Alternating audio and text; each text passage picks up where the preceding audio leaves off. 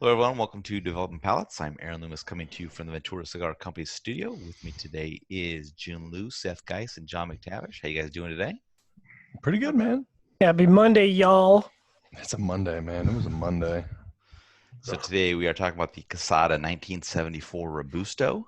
Cigar is 5-inch by 50 ring gauge. Comes out of the Quesada factory in the Dominican Republic. Wrappers from Ecuador, binder and filler from the Dominican Republic. Price point is $9.95, and the cigar was released in February of 2019. So, Jiunn, take us through your overall experience with this cigar.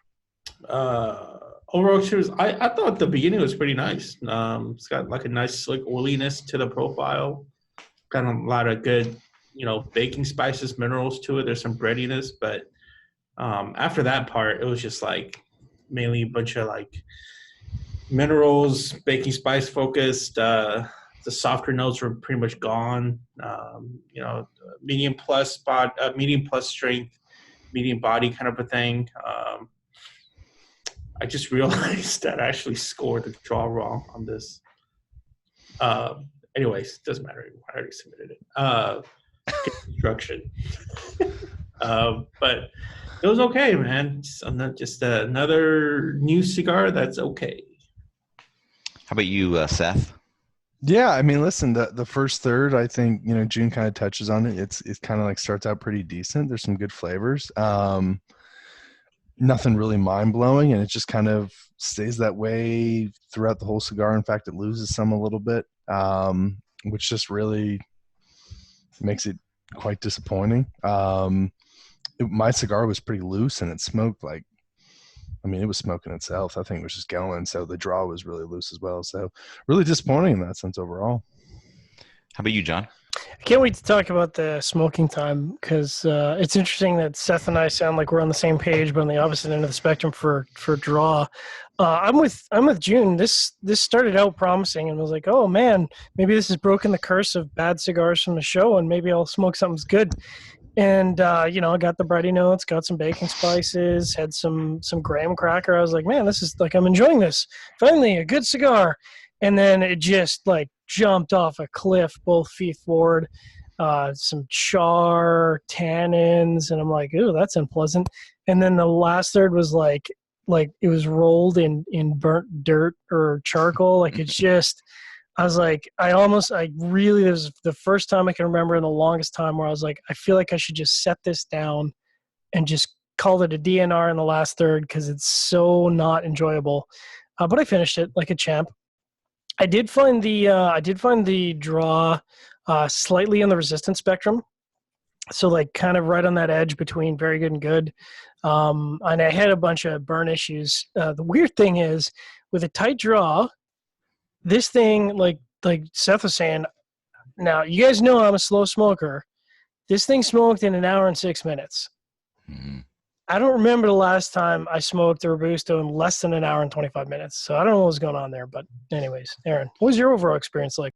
I had a similar experience about how the cigar started. I really liked it. It had like kind of a wood and candied cinnamon kind of profile going on. I really dug that. I wish that lasted longer than the first inch. But after that was kind of wood chalkiness and kind of like a little floral note that came in and out. I had a very tight draw on my cigar. I mean, it was quite tight. I used a draw tool a few times, and it kind of eased up for a little bit, but then it would just go right back to the way it was. So, I don't know how much effect that had on the flavor, but I would like to revisit the cigar with a regular draw to see how it would smoke.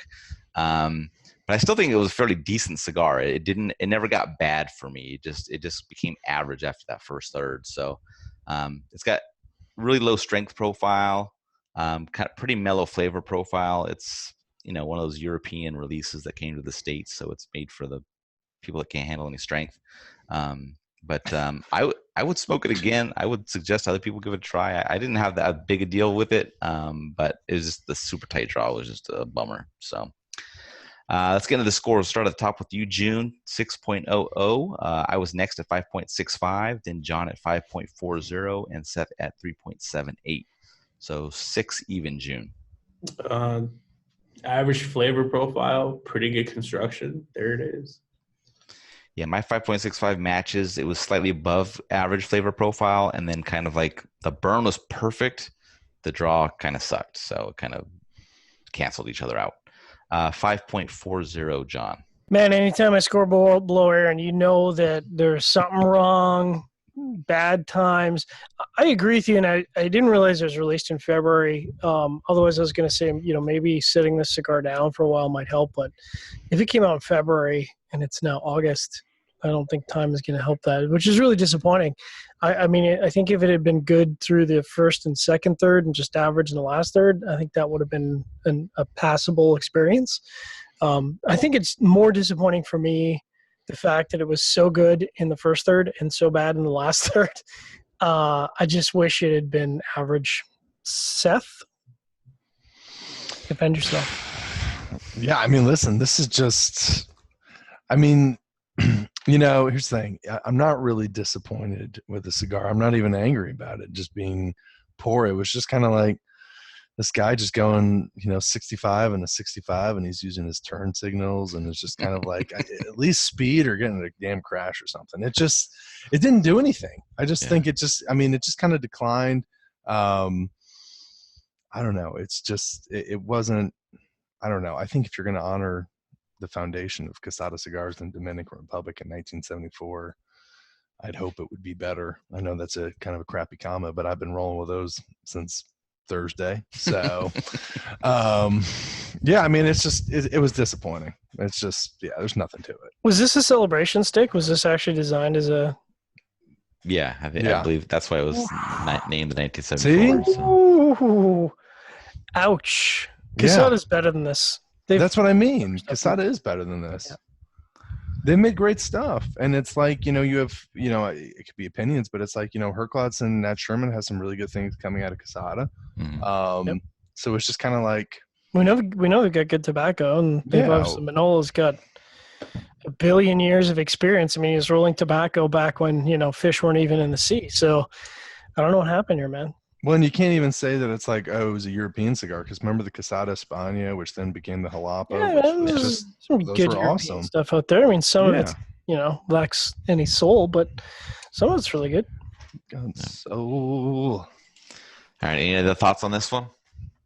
If I have to smoke another average cigar from the show, I think I'm going to become a full-on Charlie Minato and just lose it. Just lose it. You're not there yet, man. I'm there. I'm getting close. I think you got another 6 or 7 cigars to catch up to me, and then you're gonna get to Jiunn's level, and then Jiunn's gonna get to my level. All right. If you're just catching this video on YouTube, be sure to subscribe to us. Also check out the full written review at the website developingpalates.com.